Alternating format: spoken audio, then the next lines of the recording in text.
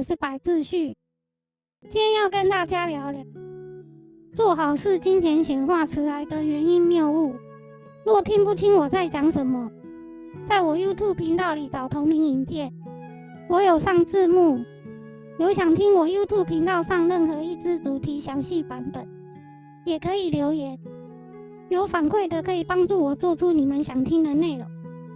作为一个小小的修行人，会拿圣者们做功课的方式学习，也很容易发现自己要做的功课有哪些。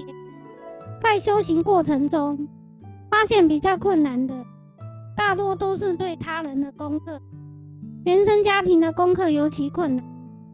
在前面影片原生家庭功课那篇，我有提到它的重要性，这边不再赘述。基于它很重要的原因，我用显化法则帮助我做原生家庭的功课很多次。其中最困难的就是用自己筑起的小水坝挡住亲人一部分的业力洪流，来稍微改变他们的未来。很多人说显化法则没有用，连他人业力这么困难的都能改变了，怎会没有用？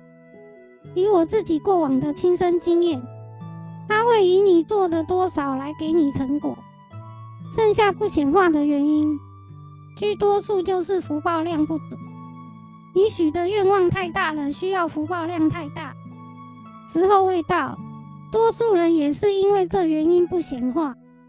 许多人会误解显化法则，低估你所要的东西，它的福报需求量。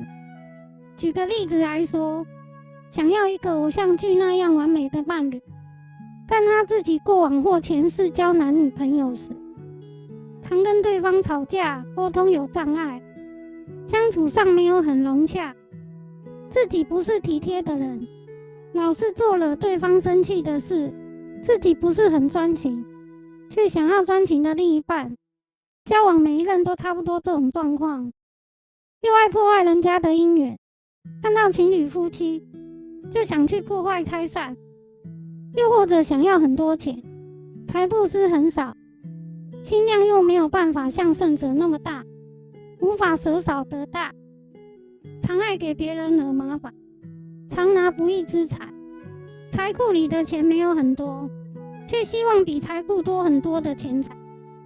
以上这些假设例子，这不用说宇宙会质疑你，连有神通能看到你情况的所有人也打上了满脸问号。我觉得他们会很想问，你的努力在哪？另一个谬误，灵性非常高才会显化。显化是你过往布施累积和业力构成的眼前景象，由阿赖耶识储存和前七识的分工合作。白话一点的讲，你眼前的任何人事物就是显化，在你眼前是很平常的景物。对于第一道和恶鬼道的众生，他们却很难看到。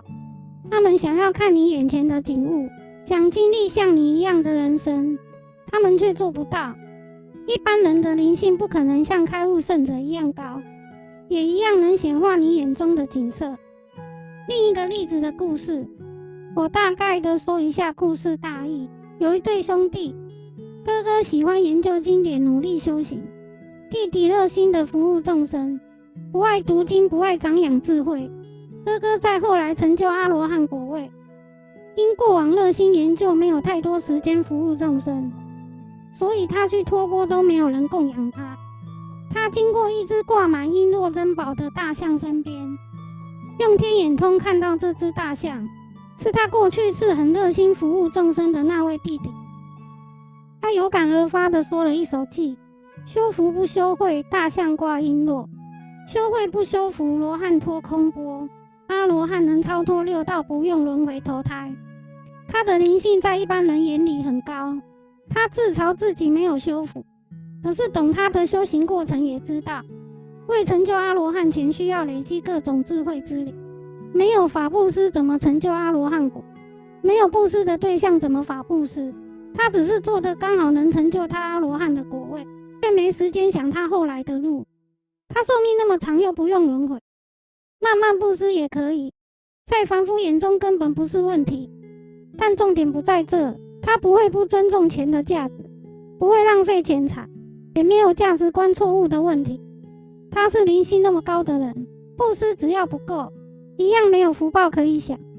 做个总结，布施不够是很多人不显化的原因。能显化大笔财富，大多都是前世修的，命盘上注定有的。从命盘上就能看出他是有钱人，这些是前世早就布施了。很少人这辈子命盘上显示不是有钱人，今世突然变成有钱人，今世不有钱才布施，突然变富翁。这种例子很少，我也不敢说死，毕竟众生的潜力无限。